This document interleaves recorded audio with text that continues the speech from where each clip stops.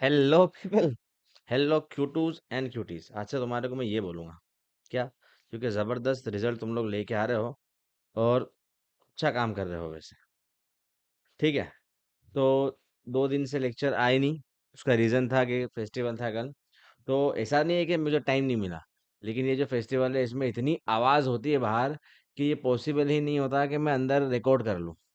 तो ये पॉसिबल नहीं था कल रिकॉर्ड करना, इसलिए कल मैंने रिकॉर्ड नहीं किया। आज रिकॉर्ड कर रहा हूँ और आपको अभी रिकॉर्ड करके दूंगा। ये वीक थोड़ा ऐसा रहेगा इनफ्रिक्वेंट, फिर मंडे से आपको फ्रिक्वेंटली रेगुलर बेस पे वीकली 5 to 6 लेक्चर्स मिलने लगेंगे। ठीक है। चलिए, आज अभी तक हमने 4 लेक्चर्स पढ़ लिए। पिछला लेक्चर बहुत जबरदस्त था, 2.25 घंटे का, जिसमें आपने देखा होगा कि क्या जबरदस्त एनालिसिस करके आपको मैंने sweat equity shares, preference shares and bonus shares का कंसेप्ट समझाया है। अब आज हम शुरू करेंगे प्राइवेट प्लेसमेंट। यही अपने आप में बहुत जबरदस्त कॉन्सेप्ट है। आज है हमारी,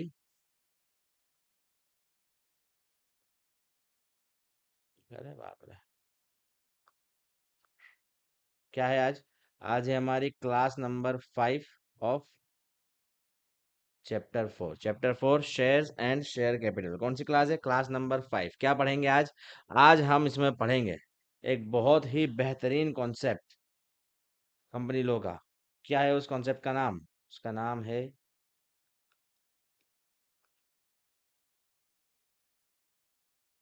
private placement of securities. Section section है हमारा 42। अच्छा, प्राइवेट प्लेसमेंट ऑफ सिक्योरिटीज। इसमें हम क्या क्या पढ़ेंगे? तो पहले पढ़ेंगे section 42 of companies act 2013 plus साथ में हम पढ़ेंगे इसके अंदर रूल 14। किसका rule 14? Rule 14 of company prospectus and allotment. Prospectus and allotment of securities rule 2014। क्या पढ़ेंगे? 2 मिनट हो, एक कॉल ले लो मैं सिर्फ।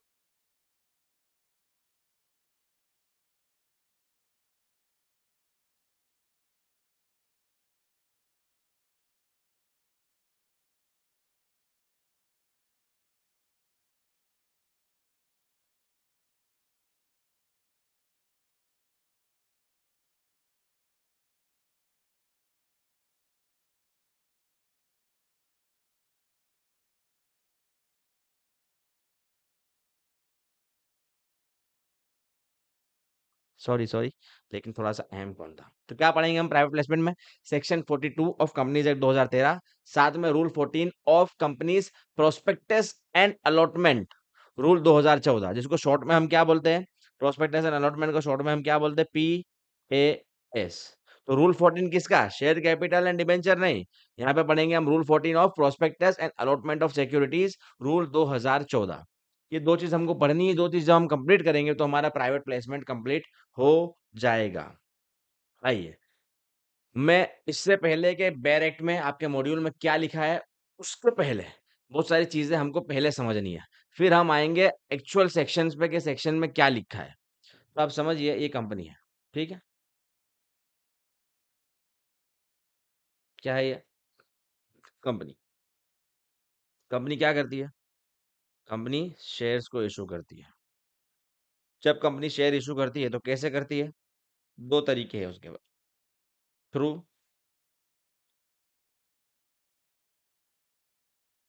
प्राइवेट प्लेसमेंट और या तो फिर थ्रू पब्लिक इशू। वो राइट इशू और बोनस इशू था, लेकिन उसको भी हटाइए। जो सबसे दो मेन तरीके हैं वो क्या है? कैसे सिक्योरिटीज इशू करती है? आइदर थ्रू प्राइवेट प्लेसमेंट और through public issue. Private placement, इसका मतलब क्या है? इसका मतलब है कि जब कंपनी वन फाइनेंशियल ईयर में, एक फाइनेंशियल ईयर में, जब कंपनी वन फाइनेंशियल ईयर में अप टू 200 पर्सन को, कितने? अप टू 200 पर्सन को सिक्योरिटीज ऑफर करती है,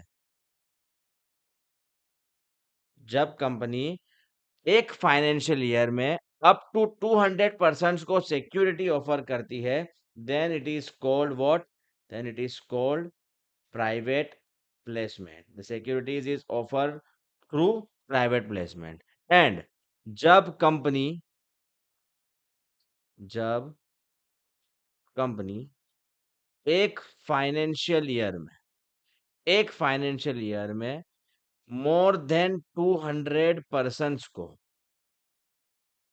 मोर देन 200 को सिक्योरिटीज ऑफर करती है,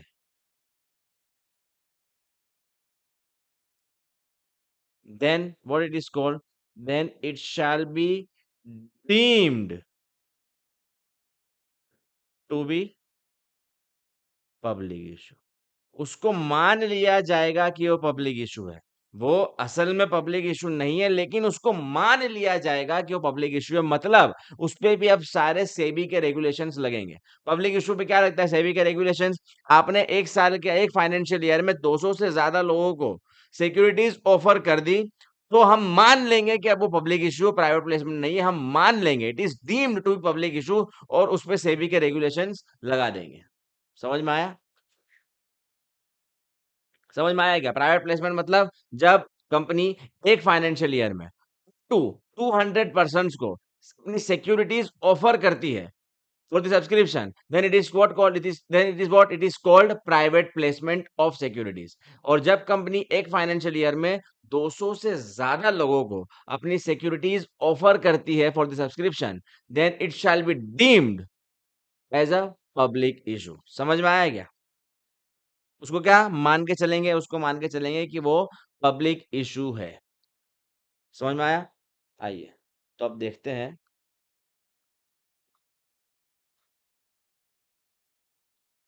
meaning of private placement. Section बार बार लिखते रहने का ताकि याद रहे। सेक्शन कौन सा है? सेक्शन 42 प्लस साथ में रूल क्या है? रूल है 14 of pass, prospectus and allotment of securities rule 2014। ठीक है। क्या है मीनिंग ऑफ प्राइवेट प्लेसमेंट? लिखिए, यहाँ पे वापिस से लिखिए क्या है। तो जब कंपनी वन फाइनेंशियल ईयर में अप टू 200 पर्सन्स को अप टू 200 पर्सन्स को एनी सिक्योरिटी, क्या बोला? Up to 200 person in aggregate, यहाँ ब्रैकेट में एक चीज और लिखो, इन एग्रीगेट। क्या बोला?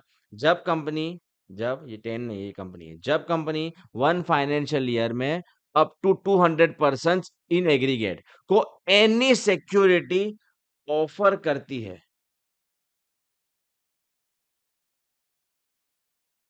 एनी सिक्योरिटी ऑफर करती है, then it is called private placement. अब कुछ वर्डिंग्स आप यहां पर हाईलाइट कर दीजिए जो मैं आपको करा रहा हूं। सबसे पहला, जब कंपनी एक फाइनेंशियल ईयर में, ये इंपॉर्टेंट है, क्या? एक फाइनेंशियल ईयर में अप टू 200 पर्सन, क्या? Up to 200 person in aggregate को एनी सिक्योरिटी क्या करती है? ऑफर करती है, then it is called private placement. ये सारे, ये जो वर्डिंग्स है, ये हाईलाइट इसलिए कर रहे हैं, ये बताऊंगा आगे कि क्यों इसको हाईलाइट करना है। जो हाईलाइटेड चीज आपके दिमाग में रहेगी, कभी गलती होगी नहीं। क्या बोला? तो जब कंपनी एक फाइनेंशियल ईयर में up to 200 person in aggregate को एनी सिक्योरिटी ऑफर करती है, then it shall be called as private placement. बराबर? 2 लाइन की जगह छोड़ दीजिए, 3 लाइन की जगह छोड़ दीजिए अपने फुल स्केप में। अब आगे इसका हम करते हैं एनालिसिस। ठीक है, ये जो मैंने लिखाया, इसका एनालिसिस तो करना पड़ेगा ना। एनालिसिस तो भले ही आपको समझ में आ गया है, लेकिन प्रैक्टिकलिटी जब आएगी तो ज्यादा समझ में आएगा। अब आप समझ लीजिए कि ये है कंपनी, ठीक है, और ये है, ये क्या है, ये है वन फाइनेंशियल ईयर। क्या है ये? एक फाइनेंशियल ईयर है पूरा, बराबर। अब इसमें कंपनी ने ये फाइनेंशियल ईयर में 70% को क्या करा, 70% को ऑफर करी, क्या, अपनी सिक्योरिटीज, शेयर समझ लीजिए। अभी क्या करे, 70% को शेयर ऑफर करे, बराबर। क्या करा, ऑफर शेयर टू 70%। बताइए ये क्या है, बताइए। Is it a private placement और इज इट नॉट? जल्दी, क्या ये प्राइवेट प्लेसमेंट है क्या नहीं? बिल्कुल। कितना करा एक फाइनेंशियल ईयर में? 70% को शेयर इशू करे, ओके, ऑफर करे। अच्छा, दूसरा, कंपनी है,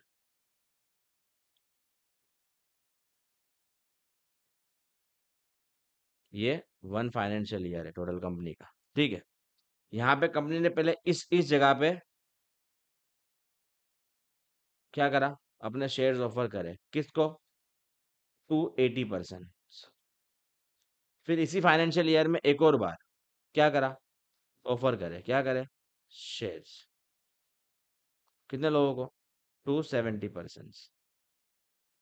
अब आप मेरे को बताइए, is it a private placement or not?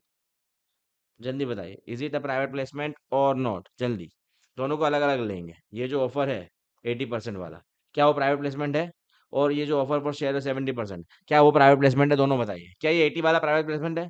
Yes, क्यों, लेस देन 200 है। क्या 70 वाला प्राइवेट प्लेसमेंट है? यस, क्यों, again it is less than 200 है। 80 और 70 कितना हो गए, 150। ठीक है, आइए और आइए, आगे आ जाइए। थर्ड, कंपनी है,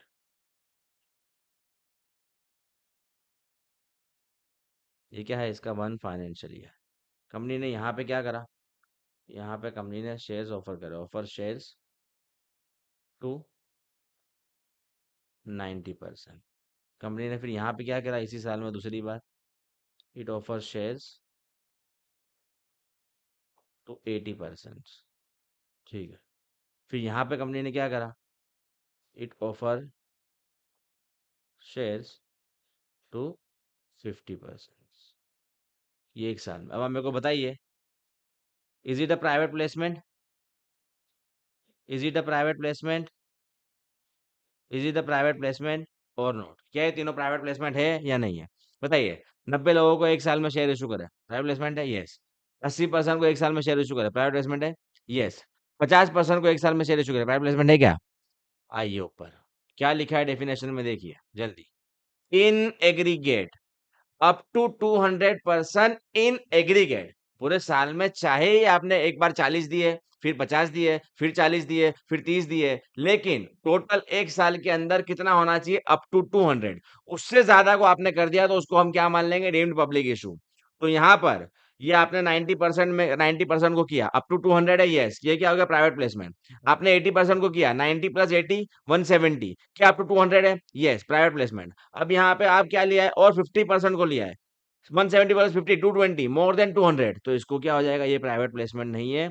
it shall be, it shall be deemed to be a public issue. इसको क्या मान लेंगे, it shall be deemed to be a public issue. समझ में आया क्या? एग्रीगेट अप टू 200 है, मतलब पहले 80, 90, 170 हो गए। अब आप 30 लोगों को कर सकते हो, 30 से ज्यादा करें, 40 कर दिए, 210 हो गए, उसको हम डीम्ड पब्लिक इशू मान लेंगे। समझ में आया क्या? समझ में आया क्या? एक और, आइए, कंपनी है, ठीक है, ये वन फाइनेंशियल ईयर, क्या करा कंपनी ने यहाँ पे, ऑफर शेयर्स टू 201%। बताइए, is it a private placement or not? Is it a private placement or not? No, it shall be deem to be a public issue. क्यों, 201, 200 से ज्यादा हो गए। आइए, एक और, एक और, एक और, जल्दी फटाफट। कंपनी है, ठीक है, और ये है कंपनी का 1 फाइनेंशियल ईयर, ठीक है। अब यहाँ पे कंपनी ने इस फाइनेंशियल ईयर में यहाँ पे कंपनी ने क्या करा कि company has offer shares to 180 person, और वही साल में कंपनी ने क्या करा, कंपनी हैज ऑफर डिबेंचर्स, क्या ऑफर करे, डिबेंचर्स, कितने को, टू अगेन 180 पर्सन। अब आप मेरे को बताइए जल्दी से मुझे बताइए कि is it a private placement, और ये बताइए क्या is it a private placement, फटाफट जल्दी कमेंट में जल्दी मेरे को बताइए, क्या ये कंपनी ने 180% को शेयर ऑफर किए हैं, क्या ये प्राइवेट प्लेसमेंट है क्या, जल्दी बताइए जल्दी। और उसके बाद उसी साल में कंपनी ने डिबेंचर्स ऑफर कर दिए हैं किसको, 180 पर्सन को, तो क्या है वो प्राइवेट प्लेसमेंट है क्या, जल्दी जल्दी जल्दी जल्दी फटाफट कमेंट में जल्दी मेरे को आंसर बताइए जल्दी। इसमें से क्या प्राइवेट प्लेसमेंट है और क्या deem to be public issue है, जल्दी जल्दी फटाफट, बहुत है मैं ये, जल्दी से जल्दी, कमेंट आना चाहिए जल्दी फटाफट, लाइव चैट में आना चाहिए, लाइव चैट में फटाफट। और जो बाद में देख रहे हैं उनका कमेंट आना चाहिए कि सर ये प्राइवेट प्लेसमेंट है या ये डीम टू पब्लिक इशू है। बताइए, कंपनी ने शेयर्स ऑफर करे किसको, 180 पर्सन को, क्या प्राइवेट प्लेसमेंट है, बिल्कुल है। अब उसी साल में कंपनी ने क्या करता, डिबेंचर्स ऑफर कर दिया 180 पर्सन को, तो ये प्राइवेट प्लेसमेंट है कि नहीं, लैंग्वेज पढ़िए, लैंग्वेज पढ़िए ऊपर। अभी मैंने आपकी 3 लाइन भी छुटवाई थी। जब कंपनी एक फाइनेंशियल ईयर में अप टू 200% इन एग्रीगेट को एनी सिक्योरिटी ऑफर करती है, then it shall be called as private placement. Any security में क्या क्या आ गया, एनी सिक्योरिटी में आ गया है आपका शेयर्स, आपके डिवेंचर्स, और आपके बॉन्ड्स एंड अदर सिक्योरिटी, समझ लीजिए, ठीक है। तो कंपनी एक फाइनेंशियल ईयर में अप टू 200% को एनी सिक्योरिटी ऑफर करती है तो उसको प्राइवेट प्लेसमेंट मानेगा, 200 से ज्यादा करती है तो उसको डीम्ड पब्लिक इशू मान लेंगे। आप मेरे को बताइए यहाँ पर इस एग्जाम्पल को देख के कि पहले शेयर्स को ऑफर करा 180% को, okay, is it a private placement because 200 से कम था। अब उसने क्या कर दिया, ऑफर कर दिया डिबेंचर 180% को, तो पहले 180 प्लस 180 कितना हो गया, 360। तो आप बताइए क्या 200 से ज्यादा हो गया, तो क्या इसको डीम्ड पब्लिक इशू मान ले, यही कहना चाह रहे हो आप, समझ रहा हूँ मैं। आप जो वो प्याला लेके बैठो, जो खाते खाते पढ़ रहे हो, खाते खाते मत पढ़ मेरे भाई, और आप भी, तू भी भाई जो मग लेके बैठा है, कॉफी पीते पीते पढ़ रहा है, सब साइड में रख दो, पढ़ने के टाइम पे ये सब लेके मत बैठो, पहले पी लो। मेरे को मालूम है, हाँ तू तेरी बात कर रहा हूँ भाई, तेरी बात कर रहा हूँ। हाँ तो बता तू मेरे को जल्दी फटाफट, 360 हो गई ये तो क्या ये प्राइवेट प्लेसमेंट है public issue, is it a is it a private placement, yes, क्यों, आइए एक लाइन में आपको लिखवा देता हूँ, वाई, यहाँ पे लिख लीजिए। ये आपने डेफिनेशन लिखी, 3 लाइन मैंने आपको छुटवाई थी, क्या डेफिनेशन क्या थी, जब कंपनी एक फाइनेंशियल ईयर में अप टू 200% इन एग्रीगेट को एनी सिक्योरिटी ऑफर करती है, then it shall be called at private placement. लेकिन यहाँ पे एक आप नोट लिख लीजिएगा जो बहुत इंपॉर्टेंट है, क्या, द लिमिट, क्या बोला, the limit of 200 shall be counted separately for each kind of securities. समझ में आया, देखो पूरा मीनिंग अब चेंज हो जाएगा। क्या था यहाँ पे, 180 पर्सन को उसने शेयर ऑफर किए, it is a private placement. 180 person को डिबेंचर इशू किए, it is a private placement. Debenture अलग सिक्योरिटी है, शेयर्स अलग सिक्योरिटी है। अब वो और 20% से ज्यादा को शेयर इशू नहीं कर सकता, डिबेंचर तो कर सकता था, तो उसने 180 को डिबेंचर कर दिया। अब वो डिबेंचर भी इशू नहीं कर पाएगा 20 से ज्यादा को, तो क्या हुआ, आपको आपको दोनों हर सिक्योरिटी का मिला के नहीं देखना है, ईच सिक्योरिटी की 200 की लिमिट है, यानी अपने 180% को शेयर ऑफर कर दिए। अब अगर शेयर्स ही मैंने वापस ऑफर किए होता 30% को, तो मैंने 200 की लिमिट क्रॉस कर दी। लेकिन मैंने क्या इशू करा है, डिवेंचर 180% को, डिवेंचर की अपनी 200 की लिमिट अलग है, शेयर्स की अपनी 200 की लिमिट अलग है, हर सिक्योरिटीज की अपनी इंडिविजुअल लिमिट है 200 की। यानी कंपनी 200 पर्सन को एनी सिक्योरिटी ऑफर करती है।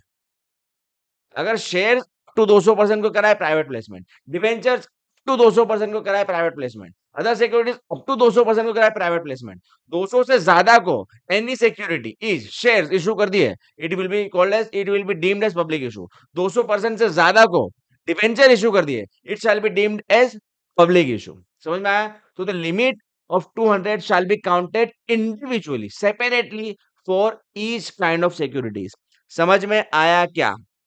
तो इसलिए ये भी प्राइवेट प्लेसमेंट है, ये भी प्राइवेट प्लेसमेंट है, because the limit shall be counted individually for each kind of securities. समझ में आया क्या?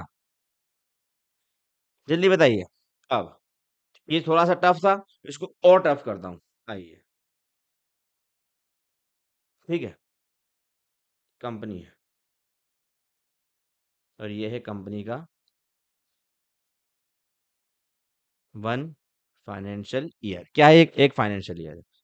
अब इस फाइनेंशियल ईयर में यहाँ पे कंपनी ने क्या करा?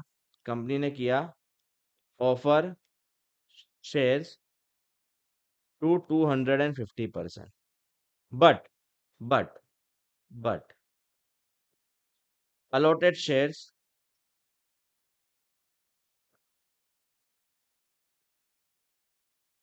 टू 180%। क्या करा उसने? 250 पर्सन को शेयर्स ऑफर किए, लेकिन एक फाइनेंशियल ईयर में, लेकिन क्या करा? 180 पर्सन को अलॉट किए। अब आप मुझे बताइए, is it a private placement or not? जल्दी बताइए, is it a private placement or not? जल्दी जल्दी जल्दी जल्दी जल्दी। कंपनी ने क्या करा? 250 को ऑफर किए, लेकिन 180 को ही अलॉट किया। जल्दी बताइए, जल्दी, is it a private placement or not? जल्दी। It is a private placement or not? It is not a private placement. It shall be deemed to be a public issue. Why? Why? Why? आप जब definition पढ़ेंगे तो आपको पता चलेगा that law is not concerned with allotment. No, no, no, no, no. The law is concerned with, rather, it is concerned with offer of securities, कि आपने कितने को ऑफर दिया है। क्या लिखा है डेफिनेशन में? आ जाइए वापिस से डेफिनेशन पे। क्या लिखा है डेफिनेशन में? लिखा है, जब कंपनी एक फाइनेंशियल ईयर में अप टू 200% को एनी सिक्योरिटी ऑफर करती है, देखो मैंने हाईलाइट करा है, क्या ऑफर करती है। अगर 200 से ज्यादा को आपने ऑफर कर दिया, चाहे फिर अलॉटमेंट 100 को ही करा, आपने ऑफर कर दिया for the subscription of securities 200 से ज्यादा लोगों को एक साल के अंदर, देन उसको हम पब्लिक इशू मान लेंगे। It shall be deemed as public issue. Allot क्यों? ये बहुत जबरदस्त केस स्टडी बन जाएगा एग्जाम में। एग्जामिनर आपको पूछ लेगा कि कंपनी ने 250 लोगों को शेयर्स ऑफर किए, लेकिन 180 को अलॉट किए। अब ये ज्यादा ध्यान में रहता नहीं है, बच्चे को क्या लगेगा कि हाँ यार 180 को अलॉटमेंट हुआ है, यानी एक्चुअली अलॉटमेंट तो 200 से कम को हुआ है, then it shall be private placement. No, allotment की बात ही नहीं हो रही है। आपने कितने को ऑफर करा, लॉ मेकर उसकी बात कर रहा है। आपने 200 से ज्यादा को अपनी सिक्योरिटीज ऑफर कर ली फॉर सब्सक्रिप्शन। अब वो सब्सक्राइब कर रहा है कि नहीं कर रहा है उसकी बात अलग है। आपने ऑफर कर दिया मोर देन 200% को फॉर द सब्सक्रिप्शन, फिर चाहे अलॉटमेंट उससे कम हुआ, आपने ऑफर 200 से ज्यादा को करा, then it shall not be treated as private placement, it shall be treated as deemed public issue. SEBI के रूल्स और रेगुलेशंस आप पे लगा दिए जाएंगे। I hope I am clear. देखिए, अभी तक तो हमने प्राइवेट प्लेसमेंट शुरू ही नहीं किया है। ये तो अभी मैं आपको सिर्फ कंसेप्ट बता रहा हूँ। अभी सेक्शन 42 पर तो हम आए ही नहीं है। समझ में आया क्या? तो ये था प्राइवेट प्लेसमेंट का मतलब, कि जब कंपनी एक फाइनेंशियल ईयर में अप टू 200% को इन एग्रीगेट, यानी पहले 30 दिया, फिर 40 दिया, फिर 30 दिया, फिर 40 दिया, फिर 30 दिया, 200 हो गए, ठीक है, ओके। इन एग्रीगेट 200% को एनी सिक्योरिटी, एनी में क्या आ गया? सारे शेयर्स, डिबेंचर्स, बॉन्ड्स, ये सारी सिक्योरिटी आ गई। हर सिक्योरिटी की 200 की अपनी की 200 की लिमिट है। ठीक है, वो क्यूमुलेटिव 200 लिमिट नहीं है, it is a limit, 200 is a individual limit for each securities. तो जब कंपनी एक फाइनेंशियल ईयर में 200 से ज्यादा पर्सन को अपनी सिक्योरिटीज इशू करती है, then it shall be treated as deemed public issue. Up to 200 को करती है, then it shall be treated as private placement. समझ में आया क्या? आइए, अब हम शुरू करेंगे सेक्शन 42। उससे भी पहले थोड़ा सा मैं आपको और कुछ दिखा दूं, तो आपको जब सेक्शन 42 हम शुरू करेंगे तो ज्यादा मजा आएगी। आइए, overview of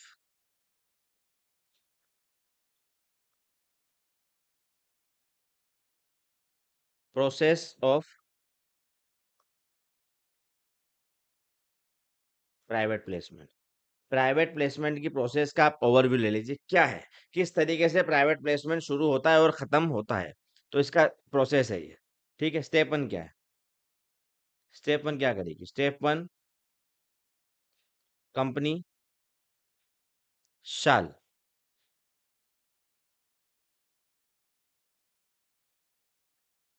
identify the persons for private placement.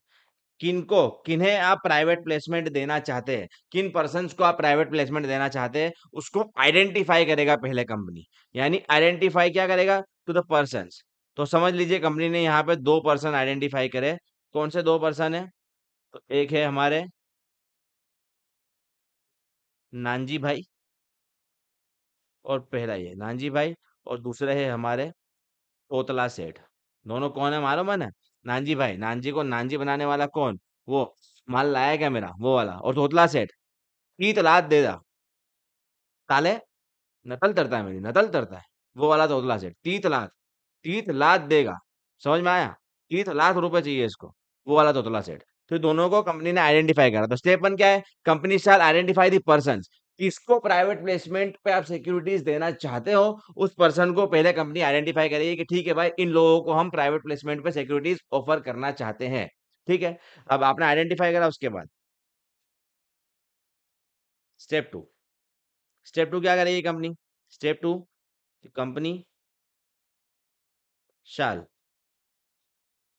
Call and hold, क्या, board meeting, and shall pass board resolution. क्यों? For private placement of securities. किसको?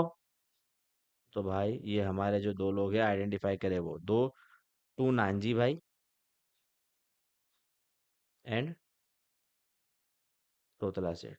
तो स्टेप टू क्या करेगी कंपनी? क्या करेगी? बोर्ड मीटिंग रखेगी और वहां पे एक बोर्ड रेजोल्यूशन पास करेगी कि भाई हम ये दो आइडेंटिफाइड पर्सन को, किसको, नानजी भाई को और तोतला सेठ को, तोतला सेठ को क्या करना चाहते हैं? प्राइवेट प्लेसमेंट पे सिक्योरिटीज ऑफर करना चाहते हैं। बोर्ड रेजोल्यूशन अगर पास हुआ, यानी मोर देन 50% का अप्रूवल आया बोर्ड ऑफ डायरेक्टर्स का, ठीक है आप कर दीजिए, तो क्या हो जाएगा? Board resolution pass. अब आपने जैसे बोर्ड रेजोल्यूशन पास करा to offer securities through private placement to the Nanji bhai and to तोतला सेठ, तो आपको क्या करना पड़ेगा? आप जनरल मीटिंग बुलानी पड़ेगी। ऑलरेडी जो मेंबर्स है उनसे पूछना पड़ेगा, प्राइवेट प्लेसमेंट के लिए जनरल मीटिंग में अप्रूवल चाहिए। तो क्या होगा? कंपनी क्या करेगी? Company shall call and shall hold, क्या, general meeting. And general meeting में कंपनी क्या करेगी? And pass special resolution. क्या पास करेगी? Special resolution. क्यों? For private placement of securities. किसको? तो भाई टू नानजी भाई एंड तोतला से। क्या हुआ? जनरल मीटिंग होल्ड करी, जनरल मीटिंग में मेंबर को बताया कि भाई कंपनी जो है वो प्राइवेट प्लेसमेंट के थ्रू सिक्योरिटीज ऑफर करना चाहती है। किसको?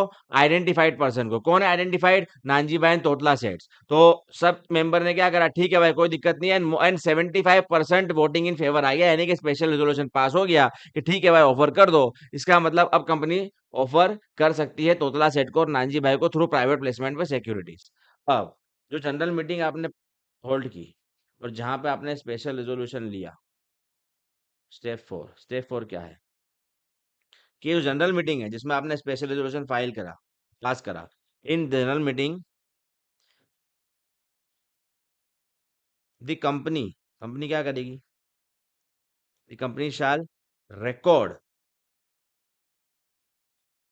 द नेम, किनका नेम, ऑफ आइडेंटिफाइड पर्सन। मतलब ये जो दो पर्सन को आइडेंटिफाई किया था पहले बोर्ड ऑफ डायरेक्टर्स ने कि भाई ये दो पर्सन है, इनको हम सिक्योरिटी इशू करना चाहते हैं, और उसको वापस से अप्रूव कर दिया मेंबर्स ने 75% के साथ कि ठीक है इन दो मेंबर्स को आप सिक्योरिटी इशू कर दो प्राइवेट प्लेसमेंट पे। तो कंपनी क्या करेगी अब कंपनी इन लोगों का नाम उसी जनरल मीटिंग में क्या करेगी, रिकॉर्ड करेगी द आइडेंटिफाइड पर्सन का नाम, बराबर। ठीक है, कौन identified person, Nanji bhai and तोतला सेठ। तो उसी जनरल मीटिंग में कंपनी क्या करेगी, रिकॉर्ड करेगी इनका नाम। जैसे कंपनी ने रिकॉर्ड करा होगा सब हुआ, जनरल मीटिंग में अप्रूवल आ गया कि ठीक है इनको देना है। तो अब इसके 30 दिन के अंदर, कितने, विद इन 30 डेज क्या होगा, स्टेप 5, कंपनी क्या करेगी, 30 दिन के अंदर कंपनी क्या करेगी, एंड कंपनी शाल सेंड क्या, private placement offer letter, private placement offer letter cum application form, यानी एक तरह का वो एप्लीकेशन फॉर्म होगा। किसको, किसको सेंड करेगी, टू दी आइडेंटिफाइड पर्सन यानी कि नानजी भाई एंड तोतला सेठ। किसको सेंड करेगी, टू दी आइडेंटिफाइड पर्सन यानी कि नानजी भाई एंड तोतला सेठ। किस कौन से फॉर्म में, इन फॉर्म नंबर पास 4। तो जैसे जनरल मीटिंग में आपने इनका नाम रिकॉर्ड करा उसके 30 दिन के अंदर कंपनी क्या करेगी, प्राइवेट प्लेसमेंट ऑफर लेटर देगी। एक तरह का ये एप्लीकेशन फॉर्म है, किसको, आइडेंटिफाई पर्सन को कि ठीक है ये आपका ऑफर लेटर है, हम आपको सिक्योरिटीज ऑफर कर रहे हैं। और ये जो प्राइवेट प्लेसमेंट ऑफर लेटर होगा ये कौन से फॉर्म में होगा, इसका इसका फॉर्म कौन सा, PAS4। यानी कंपनी क्या करेगी, कंपनी PAS4 सेंड करेगी, डिलीवर करेगी किसको, टू दी आइडेंटिफाई पर्सन को। और PAS4 क्या है कि आपका प्राइवेट प्लेसमेंट ऑफर लेटर, हम आपको ऑफर दे रहे हैं for the subscription of the securities through private placement.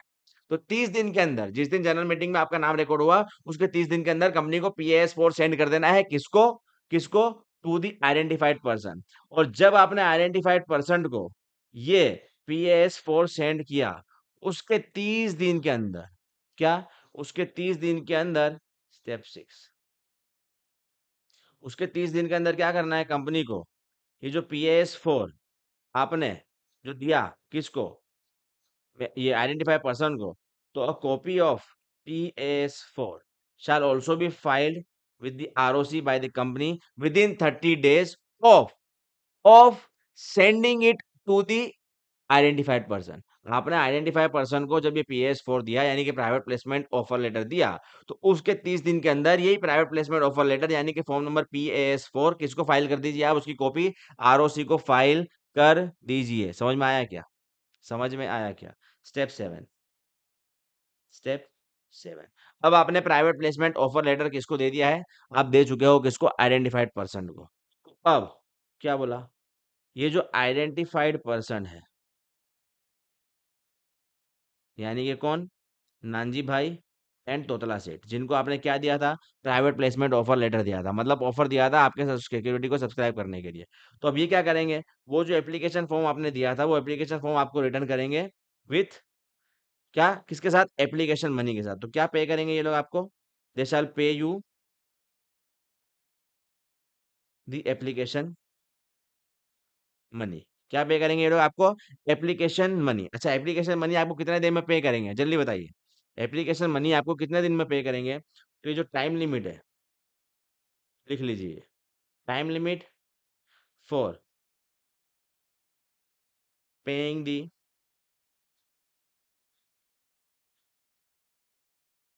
Application money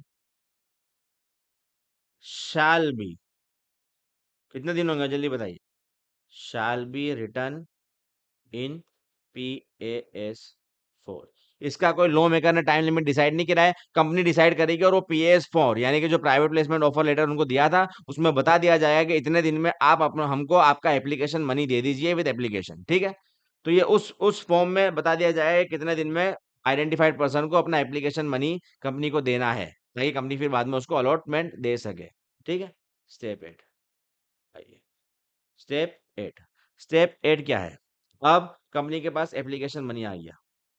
company को क्या करना है? कंपनी क्या करेगी? Company to the identified person क्या करेगी? The company shall within 60 days. 60 days कब के? Within 60 days of receipt of application money. जब कंपनी को आइडेंटिफाइड पर्सन ने एप्लीकेशन मनी पे किया, तो यानी जब कंपनी ने एप्लीकेशन मनी रिसीव किया, उसके 60 दिन के अंदर कंपनी को इन आइडेंटिफाइड पर्सन को क्या कर देना है? The company shall within 60 days of the receipt of the application money allot securities to this identified person. 60 दिन के अंदर within 60 days of the receipt of the application money the company has to allot the securities to the identified person provided that, क्या बोला लो में करना है? Provided that if company fails to allot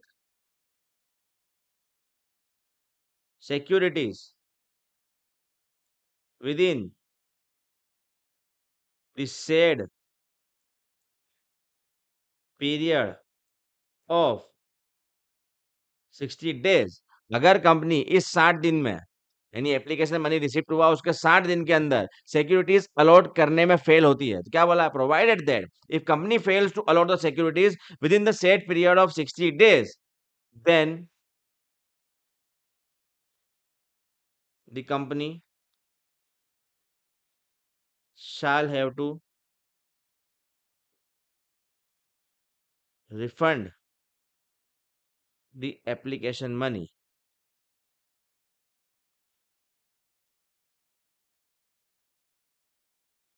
within 15 days of expiry of 60 days. जब वो 60 दिन में अगर अलॉट नहीं कर पाई, तो जिस दिन 60 दिन खत्म हुए उसके 15 दिन के अंदर कंपनी को वो जो एप्लीकेशन मनी के टाइम जो एप्लीकेशन मनी रिसिप्ट हुआ था वो सारा पैसा वापस से रिफंड कर देना है आइडेंटिफाइड पर्सन को। क्या बोला? आइडेंटिफाइड पर्सन को रिफंड कर देना है। एक और चीज बोली, if company failed to refund क्या? The application money within the prescribe time, मतलब के 15 दिन के अंदर अगर कंपनी फेल हो गई और उसने रिफंड नहीं किया मनी, देन क्या होगा? Then the company shall be liable pay कितना?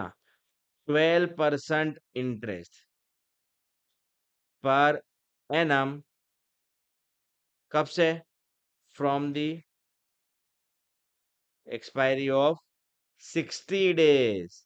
यानी 60 दिन के अंदर आपको सिक्योरिटीज अलॉट करना था, आपने नहीं करा, तो लॉ मेकर ने बोला ठीक है नहीं करा तो अब अगले 15 दिन के अंदर वो सारा पैसा उनको वापस कर दीजिए। लेकिन आप बहुत ही डेंजर कंपनी है, आपने 60 दिन में अलॉट भी नहीं करा, 15 दिन में उसके बाद रिफंड भी नहीं करा, तो लॉ मेकर बोला रुक जा भाई, अब अगर तूने 15 दिन में रिफंड नहीं किया है तो अब तू जब भी रिफंड करेगा तेरे को 12% इंटरेस्ट पर एनम के हिसाब से उसको इंटरेस्ट देना पड़ेगा। और इंटरेस्ट कब से काउंट करना है? जब से 60 दिन खत्म हुए थे, from the 61st days. Application money आया, 60 दिन के अंदर सिक्योरिटी अलॉट नहीं किया, तेरे को 15 दिन दे रहे रिफंड कर दे, नहीं करा तो अब तू जब भी रिफंड करेगा तेरे को पर एनम इंटरेस्ट देना है 12% पे हिसाब से, और उसको 60 डेज के बाद से गिनना है।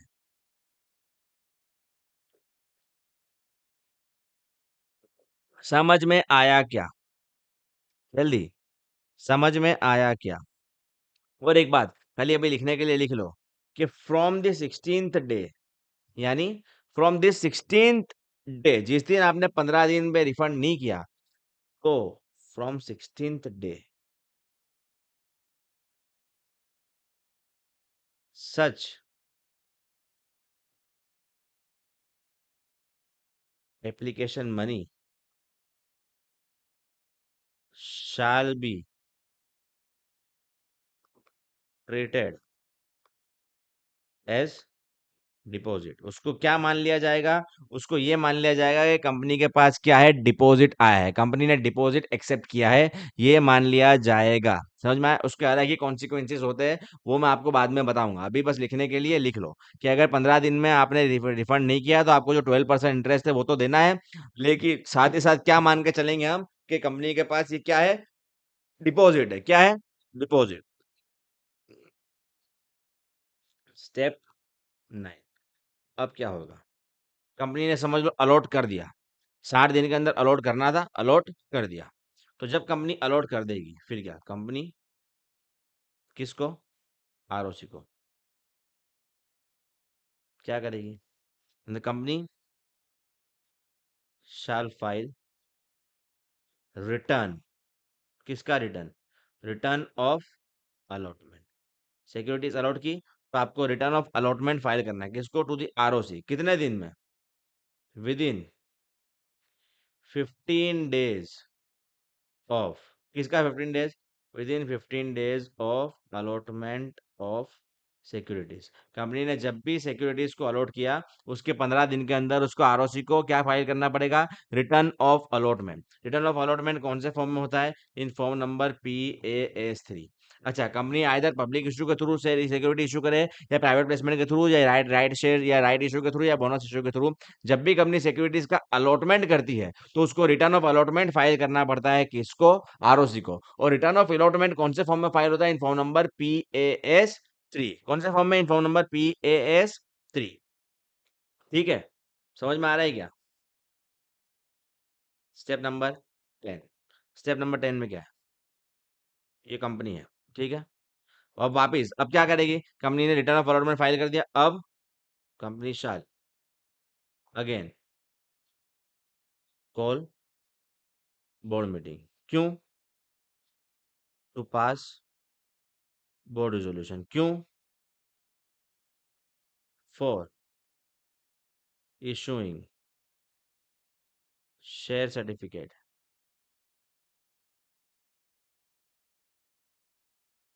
To the identified person. आपने आइडेंटिफाइड पर्सन को सिक्योरिटी इशू कर दी, सिक्योरिटी अलॉट अलॉट कर दी थ्रू प्राइवेट प्लेसमेंट। तो अब आप क्या करेंगे? उनको शेयर सर्टिफिकेट इशू करेंगे, उसके लिए बोर्ड मीटिंग बुलाएंगे कि ओके अब हम इन लोग को शेयर सर्टिफिकेट इशू कर रहे हैं, तो बोर्ड मीटिंग उसके लिए बुलाए एंड शेयर सर्टिफिकेट इशू करा। स्टेप 11। स्टेप 11 क्या होगा? After issuing share certificate, after issuing share certificate, the company shall enter the name of such identified person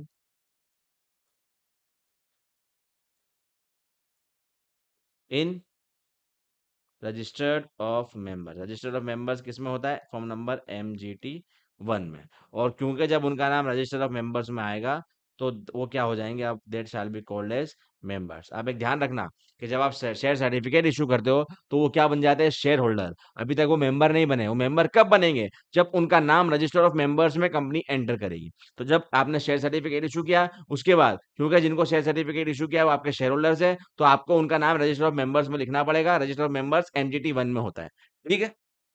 जब वो आइडेंटिफाई पर्सन का नाम रजिस्टर ऑफ मेंबर्स में लिख दिया जाएगा तो वो क्या बन जाएंगे? कंपनी के मेंबर्स। क्या बन जाएंगे? कंपनी के मेंबर्स। तो ये सारा था पूरा ओवरव्यू। सबसे पहले वापस से एक बार रिकॉल कर लेते क्या था। सबसे पहले क्या करेगी? The company shall identified the person, person को आइडेंटिफाई करेगी जिनको प्राइवेट प्लेसमेंट देना है। उसके बाद क्या करेगी? कंपनी बोर्ड मीटिंग बुलाएगी और बोर्ड रेजोल्यूशन पास करेगी फॉर द प्राइवेट प्लेसमेंट। उसके बाद जनरल मीटिंग कॉल करेगी एंड स्पेशल रेजोल्यूशन पास करेगी फॉर द प्राइवेट प्लेसमेंट। और उसी जनरल मीटिंग में वो क्या करेगी? रिकॉर्ड कर लेगी इनका नाम कि दिस आर दी पर्संस जिनको कंपनी ने आइडेंटिफाई करा है for the issue of private placement, और इनको आप सिक्योरिटीज ऑफर करेंगे, ठीक है। अब कंपनी को क्या करना है? स्पेशल रेजोल्यूशन पास करा। अब कंपनी को जल्दी बताइए, स्पेशल रेजोल्यूशन पास करने के बाद कंपनी को क्या करना है? जल्दी फटाफट। स्पेशल रेजोल्यूशन पास हो गया, रिकॉर्ड नेम हो गया, अब जल्दी जल्दी जल्दी जल्दी जल्दी 30 दिन के अंदर कुछ करना है कंपनी को, जल्दी। कंपनी को 30 दिन के अंदर उनको क्या देना है, प्राइवेट प्लेसमेंट ऑफर लेटर, किस कौन से फॉर्म में, इन PAS4। और जिस दिन उनको प्राइवेट प्लेसमेंट ऑफर लेटर दिया उसके 30 दिन के अंदर the copy of private placement offer letter यानी कॉपी ऑफ PAS4 किसको फाइल करनी है, ROC को, ठीक है। फिर अब ऑफर लेटर आ गया, अब क्या करेंगे, वो जो आइडेंटिफाइड पर्सन है जिनको ऑफर लेटर गया है वो क्या करेंगे, कंपनी को एप्लीकेशन मनी पे करेंगे। कितने टाइम में, वो PAS4 में लिखा होगा। अब जैसे ही एप्लीकेशन मनी आया, कंपनी को क्या करना है, 60 दिन के अंदर उनको सिक्योरिटीज अलॉट करनी है। अगर 60 दिन के अंदर सिक्योरिटीज अलॉट नहीं किया तो अगले 15 दिन के अंदर उनका जो पैसा है वो उनको रिफंड करना है। अगर उस 15 दिन में अगर वो रिफंड नहीं कर पाए तो उनको 12% पर एनम के हिसाब से इंटरेस्ट पे करना पड़ेगा। और वो इंटरेस्ट का कब से गिनेंगे, फ्रॉम द 61st डे, जब 60 दिन खत्म हुए तब से गिनेंगे। और जब तक क्या ये मनी को पे नहीं करते तो क्या माना जाए, कंपनी के पास क्या है, डिपॉजिट है। क्या है, डिपॉजिट है। ओके, अब ठीक है, आ गया पैसा, सिक्योरिटीज अलॉट हो गई, तो कंपनी को क्या करना है, कंपनी को फाइल करना है क्या, रिटर्न ऑफ अलॉटमेंट, किसको, टू दी ROC को। कितने दिन में, with in 15 days of allotment of securities. कितने दिन में, with in 15 days of allotment of securities. ठीक है, सिक्योरिटी अलॉट हो गया। अब कंपनी को क्या करना है, वापस से बोर्ड मीटिंग बुलानी है। क्यों, कि भाई हमको इनको आइडेंटिफाई पर्सन को शेयर सर्टिफिकेट इशू करना है। शेयर सर्टिफिकेट आपने इशू करा, उसके बाद क्या करना है, कंपनी को रजिस्टर ऑफ मेंबर्स में इनका नाम एंटर करना है, and then they shall be called as members of the company. ये था पूरा overview of the process of private placement. अभी हम सेक्शन 42 पर आए नहीं है। समझ में आया क्या, बताइए, समझ में आया क्या, कि कितना जबरदस्त तरीके से हम पढ़ रहे हैं। ठीक है, अब आइए, अब हम शुरू करते हैं हमारा सेक्शन 42। क्या शुरू करेंगे अब हम शुरू करेंगे सेक्शन 42 ऑफ कंपनीज एक्ट 2013। आपको मालूम है ना हमको इसमें क्या पढ़ना है, हमको प्राइवेट प्लेसमेंट में दो चीज पढ़नी है, एक सेक्शन 42 ऑफ कंपनीज एक्ट 2013, साथ में हमको पढ़ना है rule 14 of companies prospectus and allotment of securities rule 2014। ये दो चीज हम पढ़ेंगे तो हमारा प्राइवेट प्लेसमेंट खत्म हो जाएगा। तो पहले हम क्या पढ़ेंगे, पहले हम पढ़ेंगे सेक्शन 42। ठीक है, क्या पढ़ेंगे पहले, पहले हम पढ़ेंगे सेक्शन 42। आइए, तो सेक्शन 42 सबसेक्शन 1 क्या बोलता है, सब कुछ मैं आपको पढ़ाऊंगा बैरेक से, बराबर। सेक्शन 42 सबसेक्शन 1 क्या कहता है, सेक्शन 42 सबसेक्शन 1 कहता है, कंपनी में, मेरे साथ साथ आपको लिखना है, कंपनी में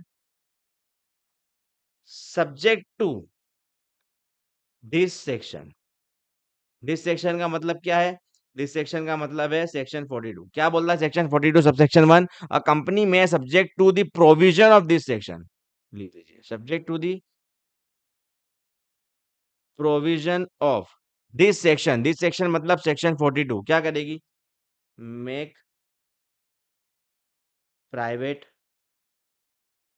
प्लेसमेंट ऑफ सिक्योरिटीज। मतलब क्या बोलता है, सेक्शन 42 सिर्फ एक इंट्रोडक्टरी सेक्शन है, उसने खाली इतना बताया कि कंपनी जो है वो इस सेक्शन में जो जो लिखा है, यानी सेक्शन 42 में जो जो लिखा है उसके हिसाब से प्राइवेट प्लेसमेंट कर सकती है अपने सिक्योरिटीज का। क्या क्या लिखा है वो आगे आएगा, ये एक इंट्रोडक्टरी सेक्शन था, section 42 subsection 1, that the company में subject to the provision of this section यानी section 42 make private placement of securities. Section 42 subsection 2 क्या कहता है, सेक्शन 42 सबसेक्शन 2 कहता है, अ private placement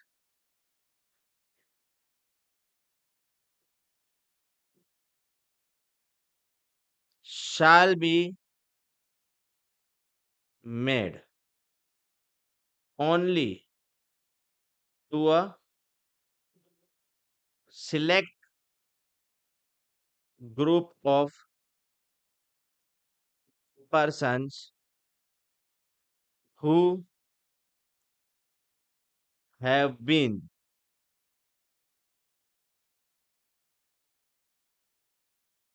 identified by board of directors. क्या बोला है, अभी बाकी है पूरा, लेकिन इतना समझो, a private placement shall be made only to a selected group of person who have been identified by the board of directors. मैंने बताया था आपको, पहले कंपनी क्या करेगी, तो company shall identify the person, तो आइडेंटिफाई कौन करेगा, बोर्ड ऑफ डायरेक्टर्स आइडेंटिफाई करेंगे कि भाई इन लोगों को हमको प्राइवेट प्लेसमेंट करना है, और कंपनी उन्हीं लोगों को प्राइवेट प्लेसमेंट करेगी जिसको बोर्ड ऑफ डायरेक्टर्स ने आइडेंटिफाई किया। तो क्या लिखा है सेक्शन 42 सबसेक्शन 2, कहता है the private placement shall be made only to a select group of person who have been identified by board of directors and whose number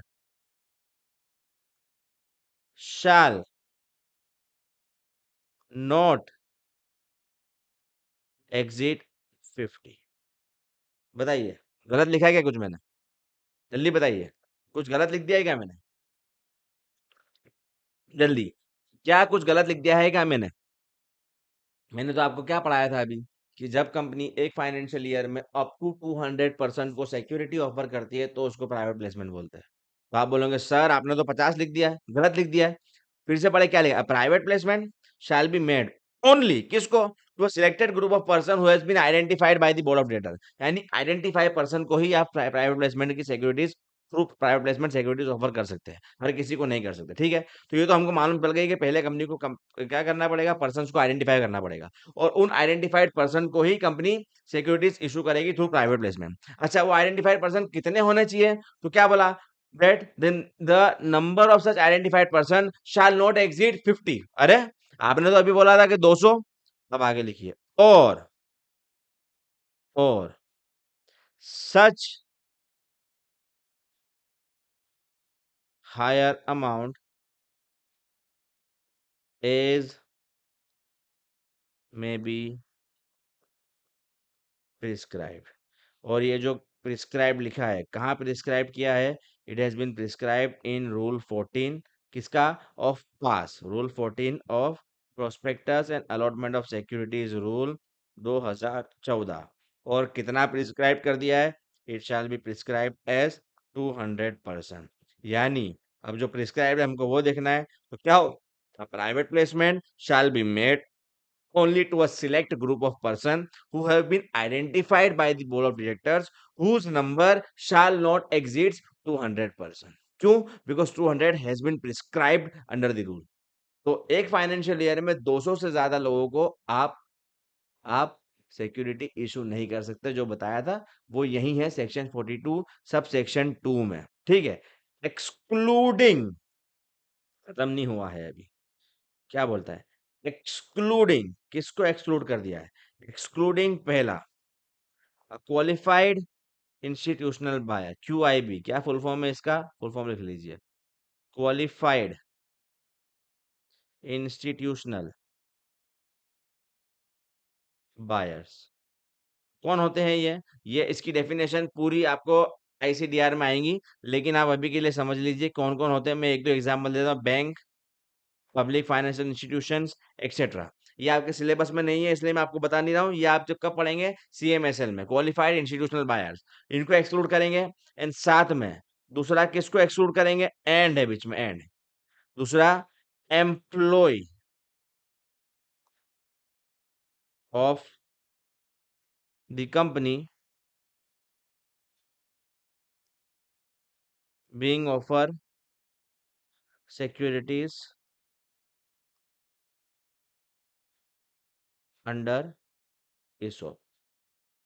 मतलब जब आप ये 200 की लिमिट को काउंट कर रहे हैं, तो कंपनी ने अगर किसी क्वालिफाइड इंस्टीट्यूशनल बायर्स को अगर शेयर इशू किए हैं, या फिर किसी एम्प्लॉय को शेयर इशू किए under the employee stock option plan, तो उस 200 के लिमिट में उसको आपको काउंट करना नहीं है। आइए, इसका मैं आपको आगे जाके थोड़ा सा एग्जाम्पल दे देता हूँ, उसको मैं रफ भी कर दूंगा अभी, लेकिन आपको समझाने के लिए मैं आपको वो समझा देता हूँ। समझ लीजिए कि ये कंपनी है, ठीक है, ये कंपनी है, इसने ये क्या करा, इसका ये जो एक फाइनेंशियल ईयर है, ये क्या है, 1 फाइनेंशियल ईयर।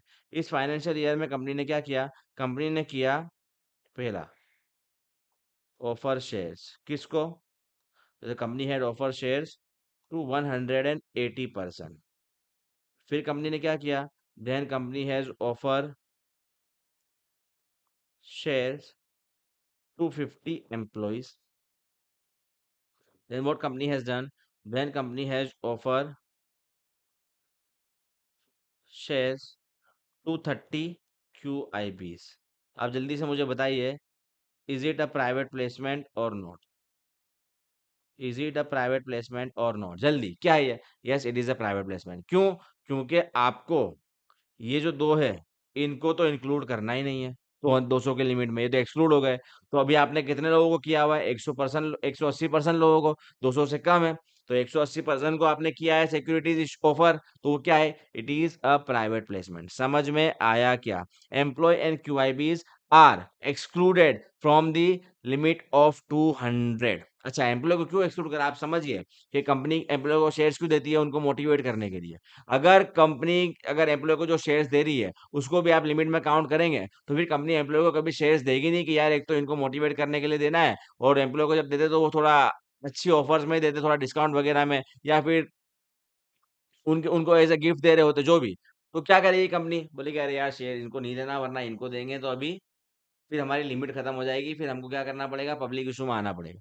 तो इनको रखेंगे तो दिक्कत पड़ेगी, इसलिए इनको क्या कर दिया, बोले ठीक है इनको बाहर रखिए, आप इनको जो शेयर इशू करेंगे उसको हम 200 की लिमिट में काउंट करेंगे नहीं। समझ में आया क्या?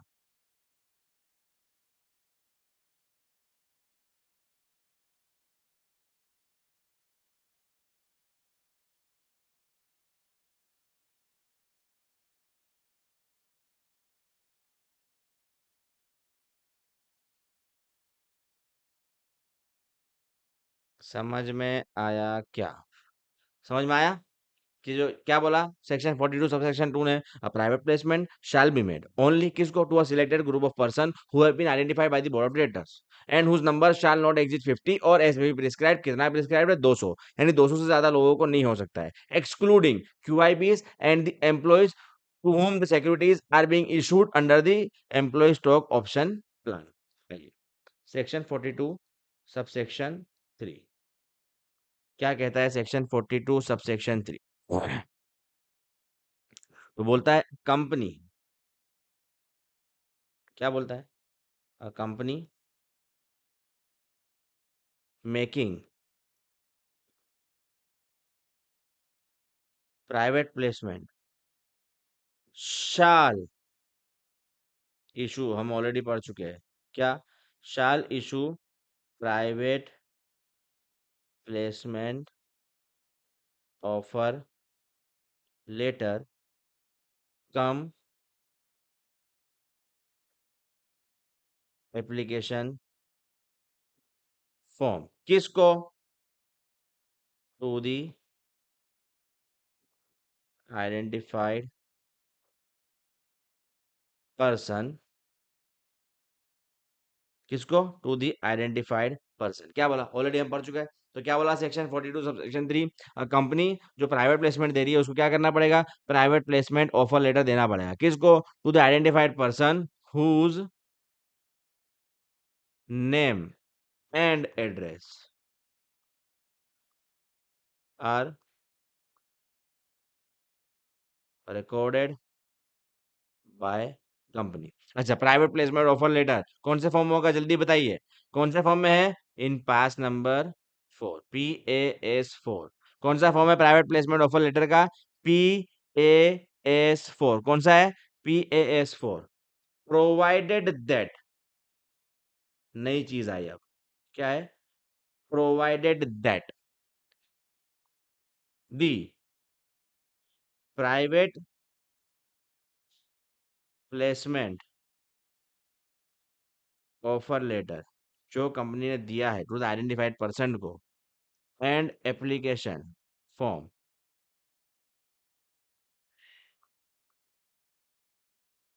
shall not carry shall not carry any right of renunciation। Right of renunciation का मतलब क्या है, कि कंपनी ने आइडेंटिफाइड करे पर्सन, कौन से, दो पर्सन, कौन से, नानजी भाई एंड तोतला सेठ। तो अब नानजी भाई और तोतला सेठ को आइडेंटिफाई करा। अब नानजी भाई ने क्या सोचा कि यार मेरे को तो शेयर नहीं लेने, एक काम करो मैं बाबू राव को ये राइट दे देता हूँ कि बाबू राव कंपनी ने मेरे को बोला है शेयर ले ले, लेकिन मैं तेरे को दे रहा हूँ, जा तू ले ले। रिनाउंस आप नहीं कर सकते हैं। अगर समझ लो आप रिनाउंस करेंगे तो फिर आइडेंटिफाई करने का मतलब क्या हुआ, कंपनी ने आपको आइडेंटिफाई किया है और कंपनी आपको सिक्योरिटी ऑफर कर रही है, अगर लेना है तो आप ही को लेना है, नहीं लेना है तो ठीक है। आप उस राइट को रिनाउंस नहीं कर सकते। This right is non renounceable. मतलब आपको सिक्योरिटीज ऑफर की गई, आपको लेनी, आपको हमने आइडेंटिफाई किया, ओके, और आप इसलिए आपको आइडेंटिफाई किया, इसलिए तो आपको सिक्योरिटी ऑफर करी, तो अब आप लीजिए। आप नहीं लेना चाहते हो तो आप ये नहीं कर सकते कि ओके मैं ये मेरे बदले ये ले लेगा, नहीं नहीं, आप ही को लेनी है। This right is non renounceable. जिसको आइडेंटिफाई किया गया है और जिसको प्राइवेट प्लेसमेंट ऑफर लेटर दिया गया है, उसी को सिक्योरिटी परचेज करनी है, उसी को एप्लीकेशन मनी प्रोवाइड करना है। This form is only for the person who has been identified. Definition में लिखा है क्या? Only to the person who have been identified by the board of director, सिर्फ उसी को सिक्योरिटी इश्यू होगी। देखो क्या लिखा है 42 सबसेक्शन 2 में, अ private placement shall be made only to a selected group of person who have been identified। तो सिर्फ उन्हीं को दिया जाएगा जिसको आइडेंटिफाई किया है। तो आप इसको रिनाउंस नहीं कर सकते। आपको दिया है, आप ही को लेना है। आप ये नहीं कर सकते कि ठीक है मुझे तो नहीं लेना, उसको लेना है। ये राइट कहाँ पे है? जब राइट इशू जब कंपनी करती है। जब राइट इशू आएगा मैं बताऊंगा। जब आपके ऑलरेडी एग्जिस्टिंग शेयर होल्डर है और जब आप उनको देते हो राइट इशू, जब राइट इशू करती है कंपनी कि भाई आप ले लो, तो उनके पास राइट होता है कि ठीक है मुझे नहीं लेना, लेकिन मैं रिनाउंस करता हूँ, ये ले लेगा। ये राइट तब होता है। प्राइवेट प्लेसमेंट पे राइट नहीं है, आपको दिया गया है, आपको ही लेना है, ठीक है। आप ये जो प्राइवेट प्लेसमेंट ऑफर लेटर है, इसको रिनाउंस नहीं कर सकते कि भाई चल मेरे तो नहीं लेना, तू ले ले। हमने आपको आइडेंटिफाई किया है। आई होप आई होप आपको समझ में आ गया है। समझ में आ गया? ठीक है, आइए। सेक्शन 42 सब सेक्शन 4, ठीक है। आइए, क्या कहता है सेक्शन 42 सब सेक्शन 4? कहता है every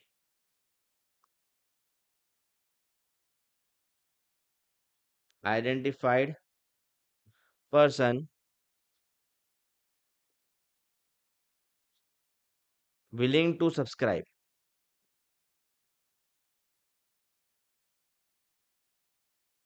willing to subscribe the private placement issue shall apply in PAS for issued to such person along with, क्या बोला, along with subscription, along with subscription money to company।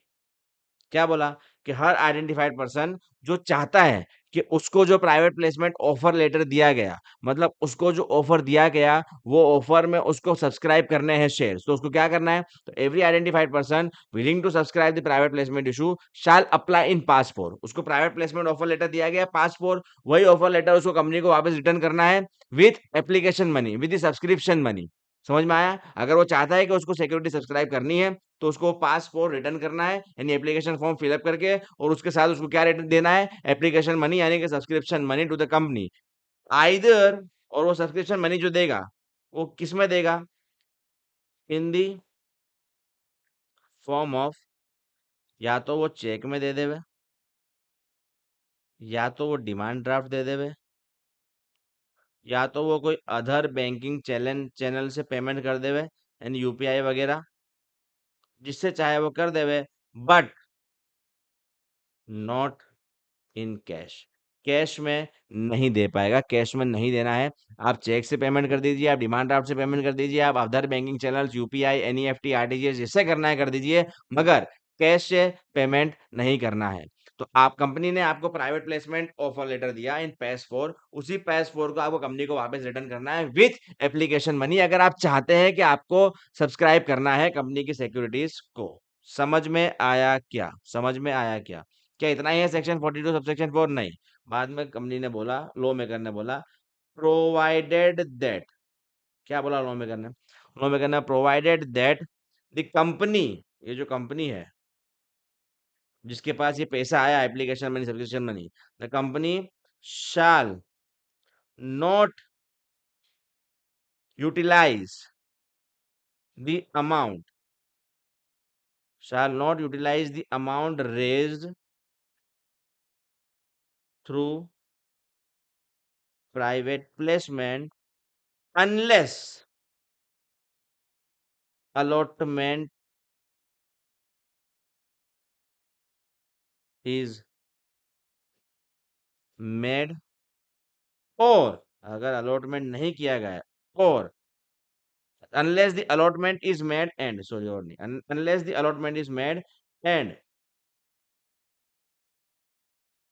the return of allotment is filed with ROC। Return of allotment का क्या था? PAS 3। तो क्या बोला कि ये जो पैसा आपके पास आया है एप्लीकेशन मनी के तौर पे, जो आपको आइडेंटिफाइड पर्सन ने दिया है, इस पैसे को आप इस्तेमाल नहीं कर सकते कब तक? जब तक कि आपने सिक्योरिटीज को अलॉट नहीं कर दिया और आइडेंटिफाइड पर्सन को, एंड अलॉट करने के बाद रिटर्न ऑफ अलॉटमेंट फाइल नहीं कर दिया। जब तक ये दोनों काम नहीं करोगे, आप उस रेस किए गए पैसे को इस्तेमाल नहीं कर सकते हैं। ये लॉ मेकर ने कहा है। आइए, सेक्शन 42 सबसेक्शन 5 क्या कहता है? सेक्शन 42 सबसेक्शन 5 ये बोलता है, एनी, नहीं रुक जाओ, ऐसे नहीं, इसको ऐसे लिखो। हाँ, ये इधर से लिखो। क्या बोलता है? सेक्शन 42 सबसेक्शन 5 कहता है that no offer of securities, no offer, no offer ऐसे भी मत लिखो, थोड़ा हार्ड पड़ जाएगा। रुक जाओ, इसको ऐसे लिखो। अरे यार, ताकि आपको ज्यादा इजी समझ में आए। क्या कहता है सेक्शन 42 सबसेक्शन 5? ये बोलता है that no offer for the subscription of securities through private placement shall be made unless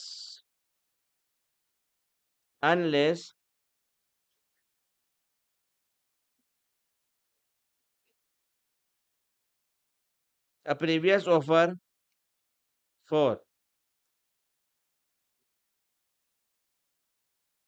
subscription of securities through private placement made earlier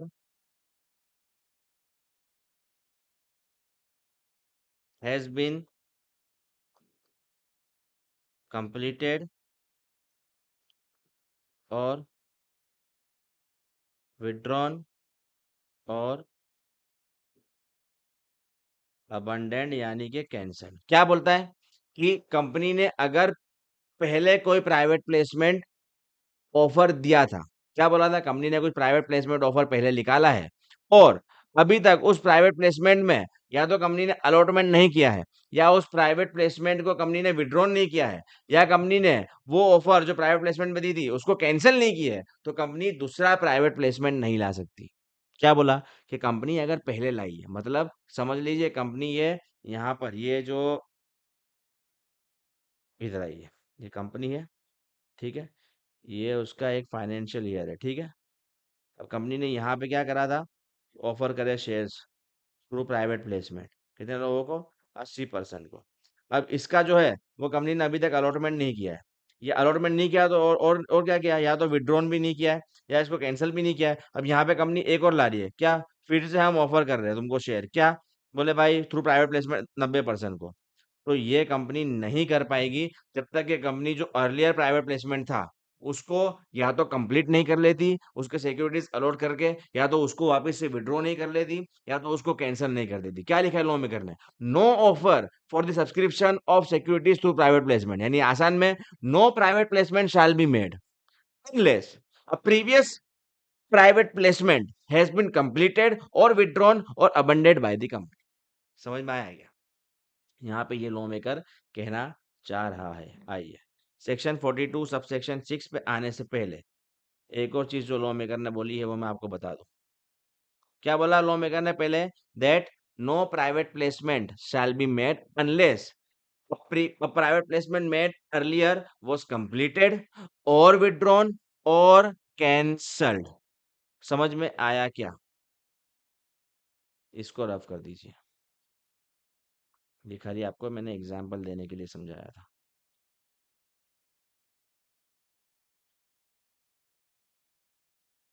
ठीक है। प्रोवाइडेड दैट, क्या बोलता है लॉ मेकर? इसके आगे भी कुछ बोला है। लॉ मेकर आज रुक ही नहीं रहा है, प्राइवेट प्लेसमेंट लिखने बैठा था तो बहुत मूड में था। क्या बोला? प्रोवाइडेड दैट,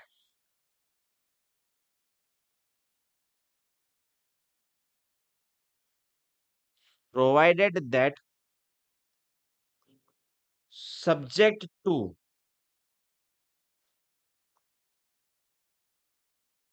ये ऑलरेडी मैं आपको बता चुका हूँ, subject to maximum number of identified person prescribed, कहाँ पे? Under section 42 sub section 2। कितना प्रिस्क्राइब किया था? 200। अ कंपनी में make more than one issue of securities. हम ऑलरेडी पढ़ चुके हैं ये। अभी मैं जितना भी आपको सेक्शन 42 में लिखा रहा हूँ 90% चीजें मैं आपको ऑलरेडी बता चुका हूँ। कुछ कुछ नया आएगा, बस वही बताना है, लेकिन मैं आपको बताऊंगा सब। क्या लिखा है? Subject to the maximum number of identified person prescribe under section 42, यानी subject to the maximum of 200% company में, यानी कंपनी में make more than one issue of securities through private placement. क्या बोल रहा है ये बोल रहा है कि भाई कंपनी चाहे ना, अगर ये कंपनी है, ये उसका एक फाइनेंशियल ईयर है, कंपनी चाहे तो एक फाइनेंशियल ईयर में एक से ज्यादा प्राइवेट प्लेसमेंट ला सकती है। मतलब यहाँ पे उसने 40% को प्राइवेट प्लेसमेंट ला के सिक्योरिटीज ऑफर करी, यहाँ पे दूसरा प्राइवेट प्लेसमेंट लाई और 60% को ऑफर करी, यहाँ पे तीसरा प्राइवेट प्लेसमेंट लाई और फिर से 30 को ऑफर करी, यहाँ पे चौथा लाई और 70 को ऑफर करी। तो कंपनी एक साल में एक से ज्यादा प्राइवेट प्लेसमेंट ला सकती है, लेकिन उसको ध्यान रखना है कि वो सारे प्राइवेट प्लेसमेंट मिला के टोटल टू सिर्फ 200% को ही सिक्योरिटीज ऑफर करे। उससे ज्यादा को करेंगी तो उसको डीम्ड पब्लिक इशू मान लिया जाएगा। ये यहाँ पर ये प्रोविजो आपको बोल रहा है। समझ में आया क्या? आइए, सेक्शन 42 सब सेक्शन 6 क्या कहता है? सेक्शन 42 सब सेक्शन 6 क्या कहता है? तो section 42 sub section 6 of companies act 2013 कहता है that a company shall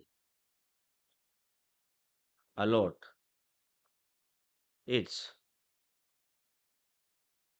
securities with in, जल्दी बताइए, हम ऑलरेडी पढ़ चुके हैं, विद इन 60 डेज। कब से? From the date of receipt of application money. क्या बोला? हमने ऑलरेडी पढ़ा है दैट जो कंपनी है, the company shall have to allot the securities within 60 days of the receipt of the application money. किसको? To the identified person. Identified person को 60 दिन के अंदर, जिस दिन कंपनी ने एप्लीकेशन मनी रिसीव किया उसके 60 दिन के अंदर company is bound to issue allot the securities. किसको? To the identified person. And if company fails to allot with in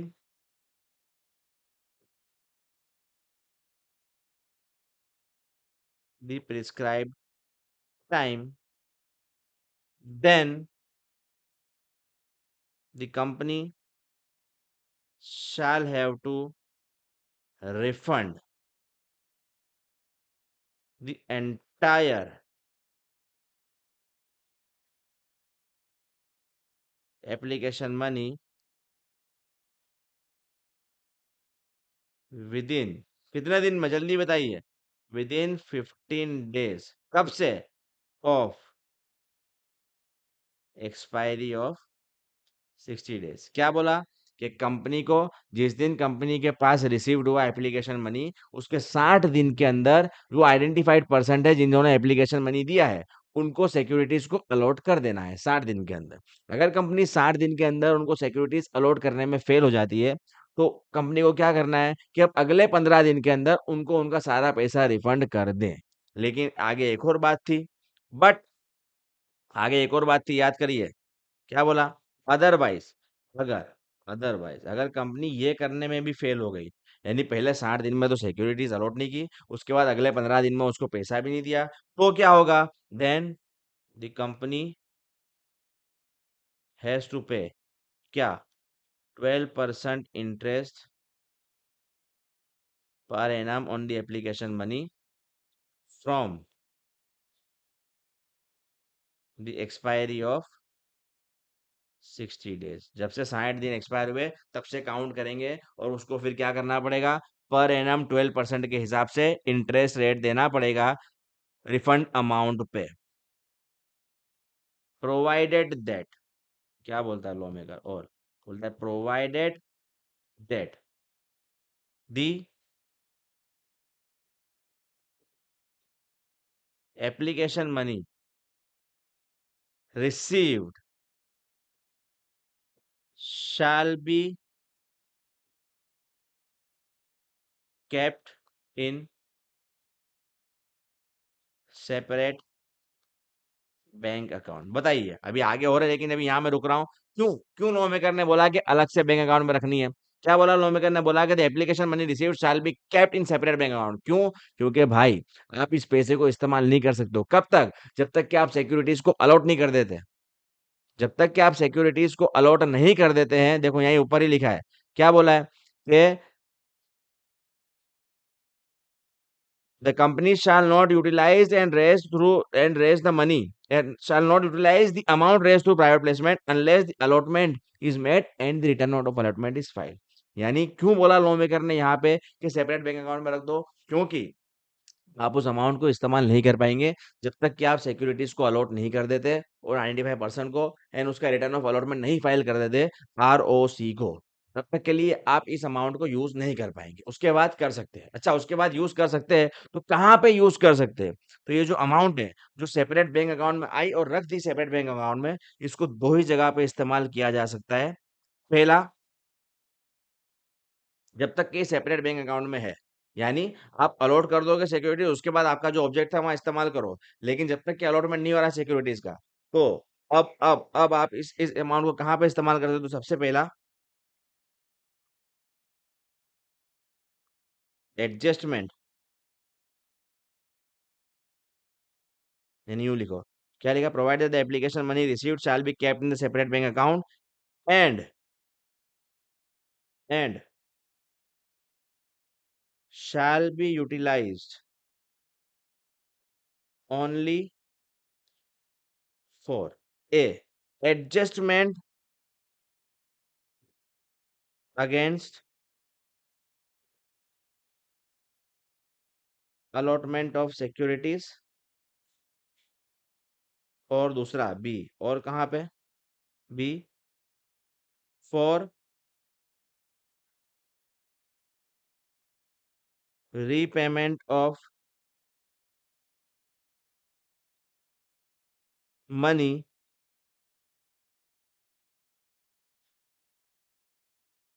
where company is unable to allot securities। यानी जब company एक तो सिक्योरिटीज अलॉट नहीं करेगी, तो मैंने क्या बोला? रिफंड कर देना है। तो ये सारा अकाउंट में रख दिया। अब कंपनी अगर अलॉट नहीं कर पाई तो यहाँ से उठा के सीधा आपको रिफंड कर देना है। लेकिन समझ लो, जब कंपनी सिक्योरिटीज अलॉट कर दी है, ये जो पहला पॉइंट है, again adjustment against the allotment of securities, इसका मतलब क्या? मैंने बहुत सारे प्लेटफॉर्म पे ऐसा देखा है कि इसका मतलब समझाते नहीं है, या तो लग रहा है कि बहुत आसान है, इसको समझने की जरूरत नहीं है, लेकिन 90-95% बच्चों को मालूम नहीं होता इसका मतलब क्या। इसका मतलब क्या? समझ लीजिए कि 100 रुपए का शेयर था, आपने एप्लीकेशन मनी दिया, और उस वक्त एप्लीकेशन मनी दिया 30 रुपए आपने, ठीक है। अब ऐसा होता नहीं है, एप्लीकेशन के टाइम पे 100 रुपए लेते, लेकिन पहले ऐसा होता था। तो क्या कह रहा है? एप्लीकेशन के टाइम पे 30 रुपए लिया और अलॉटमेंट के टाइम पे बाकी पैसा लेना है। अब 70 रुपए लेना है, तो ये इसको क्या करेंगे? एडजस्ट करेंगे यहाँ पे, कि 30 रुपये ऑलरेडी आया हुआ है, लाइए और 70 रुपया दे दीजिए। इसको बोला जाता है adjustment against the allotment of securities. हालांकि ये कोई काम का नहीं है, इसलिए कोई बताता भी नहीं है, और आपको भी ठीक है, जान लिया नॉलेज के लिए तो ठीक है, वरना तो कोई काम की चीज नहीं है। दो जगह पे सिक्योरिटी का ये इसका पैसा इस्तेमाल किया जा सकता है, तब तक के लिए वो सेपरेट बैंक में रखेंगे, बैंक अकाउंट में।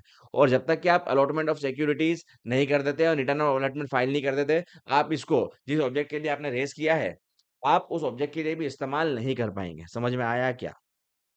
समझ में आया क्या? सेक्शन 42 सबसेक्शन 7 क्या कहता है? 42 सबसेक्शन 7 बोलता है, क्या बोलता है? बोलता है no company issuing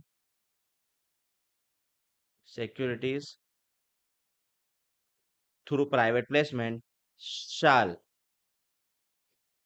make any advertisement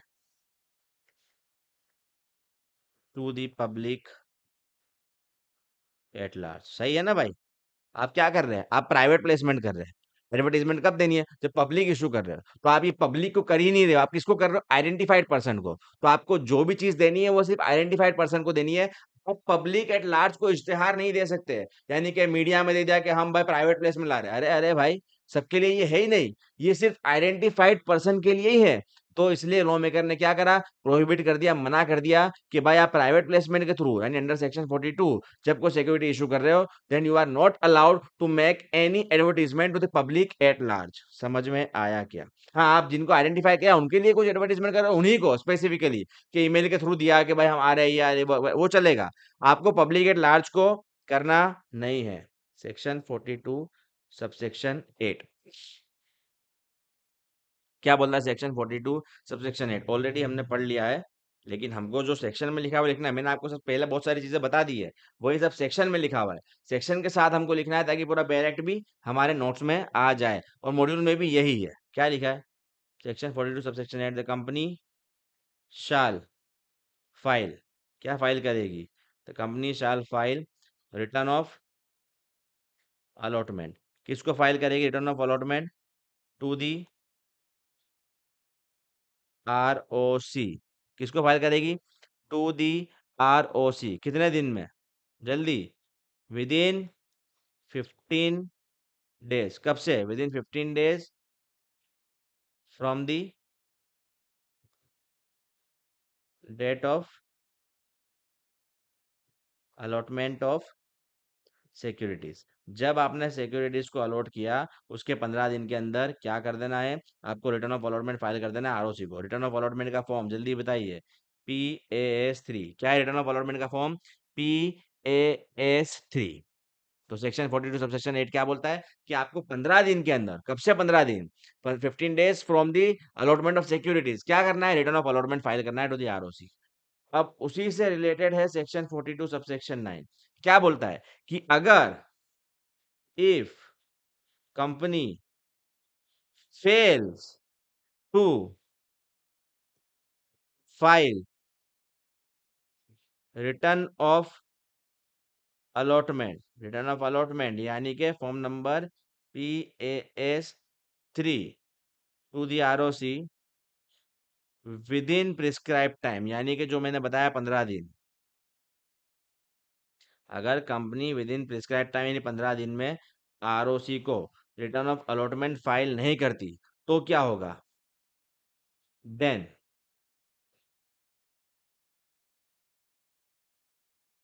the company, the promoter of the company and the director of the company shall be liable to a penalty of rupees 1000 for each day of default। क्या बोला? अगर company 15 दिन के अंदर return of allotment file नहीं करती है ROC को, तो जो कंपनी है वो then promoter also and director also all are individually liable. यानी 1000 रुपए कंपनी भी पे करेगी, 1000 रुपए प्रमोटर भी पे करेगा, 1000 रुपए डायरेक्टर भी पे करेगा। All the three shall be liable to a penalty of rupees 1000 for each day of default, subject to maximum,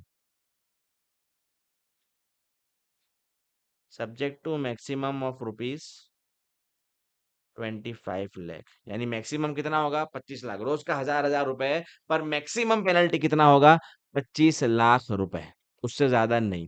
यानी 1000 कंपनी दे रही है, 1000 वो दे रहा है, 1000 वो दे रहा है, 1000 1000 करके कितना देना है 25 लाख रुपए, उससे ज्यादा नहीं। समझ में आया क्या? बताइए, समझ में आया क्या? अब 4210 जो है वो भी पेनल्टी ही है, लेकिन आप समझना 42(9) जो है वो किसकी पेनल्टी है? अगर आपने रिटर्न ऑफ अलॉटमेंट फाइल नहीं किया है, सिर्फ स्पेसिफिकली रिटर्न ऑफ अलॉटमेंट के लिए ही वो पेनल्टी है, कि अगर आपने अलॉटमेंट अलॉट किया सिक्योरिटीज को, उसके 15 दिन के अंदर अगर आपने रिटर्न ऑफ अलॉटमेंट फाइल नहीं किया आरओसी को, तो the company, the promoter and the director shall be liable for a penalty of ₹1000 for each day of default for a maximum of 25 lakh rupees return of allotment के लिए। लेकिन 42 subsection 10 क्या बोलता है? ये एंटायर सेक्शन 42 की बात करता है, कि अगर कंपनी ने सेक्शन 42 के किसी भी प्रोविजंस को कॉन्ट्रावेन किया तो उसकी क्या पेनल्टी है, उसकी बात कर रहा है सेक्शन 42 सब सेक्शन 10। क्या बोलता है सेक्शन 42 सब सेक्शन 10? बोलता है if company makes an offer or accepts money in contravention of this section, this section मतलब कि सेक्शन 42, देन, यानी क्या करा, 200 से ज्यादा लोगों को ऑफर कर दी सिक्योरिटीज, या फिर क्या करा, एप्लीकेशन मनी आया था, लेकिन बोला था कि भाई उसको यूटिलाइज तभी करना है कि जब अलॉट कर दोगे securities and return of allotment file करोगे तभी, लेकिन उसके पहले यूटिलाइज कर दिया। यानी ऐसी कुछ भी कॉन्ट्रावेंट करा जो सेक्शन 42 में लिखा था, तो उसके बाद क्या होगा, देन द कंपनी, पहला the company, the promoter of the company and the director of the company shall be liable to a penalty, shall be liable to a penalty up to, यानी ए, कितना shall be liable to a penalty of up to the amount raised through private placement or ₹2 crore, whichever is lower. क्या करा, अगर company ने इस section के कॉन्ट्रावेंट, इस section में कॉन्ट्रावेंट किया और सिक्योरिटी ऑफर की है एंड एक्सेप्ट किया है money, then the company, the promoter, the director shall be liable to a penalty of amount raise to private placement, जितना अमाउंट रेज किया था शैल बी इंडिविजुअली लायबल, सबको देना है वो। समझ लीजिए कंपनी ने अमाउंट रेज कर लिया था 6 करोड़, और दूसरा क्या 2 crore, which ever is lower and 2 crore, तो ये तीनों ही को, कंपनी को भी 2 करोड़ की पेनल्टी देनी है, प्रमोटर को भी 2 करोड़ की पेनल्टी देनी है, डायरेक्टर को भी 2 करोड़ की पेनल्टी देनी है। एंड इसके साथ the company shall also be liable, ये सिर्फ कंपनी के लिए है, the company shall also be liable to refund the money to the investors, जिन्होंने आपको पैसा दिया है वो सारा पैसा आपको उनको वापस से रिफंड करना है, अलोंग विथ इंटरेस्ट। कितने दिनों में रिफंड करना है? With in 30 days. कब से 30 days? With in 30 days of order of imposition of penalty, जब जिस जिस दिन वो पेनल्टी का ऑर्डर आया उसके 30 दिन के अंदर आपको सारा, पहले पेनल्टी तो भरनी है और आपको सारा जो पैसा है वो भी रिफंड करके देना है, किसको? जिनसे आपने पैसा लिया था। आइए, सेक्शन 42 सबसेक्शन 11 क्या बोलता है? सेक्शन 42 सबसेक्शन 11, सेक्शन 42 सबसेक्शन 11 बोलता है बहुत छोटी सी बात, that any private placement made in contravention of section 42 shall be deemed to be a public issue। यानी वो सारी पेनल्टी तो आप पे मारेंगे और साथ में उसको पब्लिक इशू भी हम मान लेंगे। समझ में आया क्या? यानी कॉन्ट्रावेंशन ऑफ सेक्शन 42 का मतलब क्या हो गया कि भाई आपने 200 से ज्यादा लोगों को इशू कर दिया, ठीक है, पब्लिक इशू मान लेंगे। समझ में आया क्या? तो यहाँ पे होता है हमारा सेक्शन 42 कंप्लीट। लेकिन क्या हमारा प्राइवेट प्लेसमेंट कंप्लीट हो गया है क्या? नहीं। क्यों? प्राइवेट प्लेसमेंट के लिए हमको क्या क्या पढ़ना है? पहला सेक्शन 42, दूसरा रूल 14 ऑफ पास। तो रूल 14 ऑफ पास जो है वो हम पढ़ेंगे अगले लेक्चर में। इस लेक्चर को हम यहाँ पे खत्म करेंगे। आप सेक्शन 42 बहुत अच्छे से पढ़ के आना, ताकि आपको रूल 14 पढ़ने, रूल 14 अगर मैंने गलती से 42 बोल दिया तो रूल 14 जो है वो पढ़ने में ज्यादा मजा आएगा। और जिनका जिनका भी रिजल्ट उनके फेवर का नहीं था 2 दिन पहले, आप बिल्कुल फिक्र मत करिए। ये जो बैच है ये आप लोगों के लिए ही है, ताकि आप दिसंबर में फोड़ दें। दिसंबर में कंपनी लॉ में अगर आपका अभी नहीं हुआ था जून में, तो उसके बाद दिसंबर में 80+ आए। समझ में आया? ये मेहनत आप ही लोगों के लिए है, आपको साथ में मेहनत करनी है। हम आपको जबरदस्त तरीके से सारे कंसेप्ट क्लियर करवा के देंगे कि अब वो दिक्कत आए नहीं जो जून 26 में आई थी। बाकी आप अपने आप में ही बहुत सक्षम है। कुछ गलतियां हो गई होगी, उसको इस अटेम्प्ट में हम सुधार लेंगे। और यकीन माने जिस जिस लेवल पे मैं आपको कंपनी लॉ पढ़ाऊंगा, आप उस लेवल का कंपनी लॉ नहीं पढ़ के आए हैं। बस यहाँ आपको रोज आके बैठना है, समझना है, नोट्स बनानी है जैसे मैं बना के दे रहा हूँ। आपका कंपनी लॉ बिल्कुल 99.99% क्लियर हो जाएगा। ठीक है? तब तक के लिए बाय बाय, टेक केयर।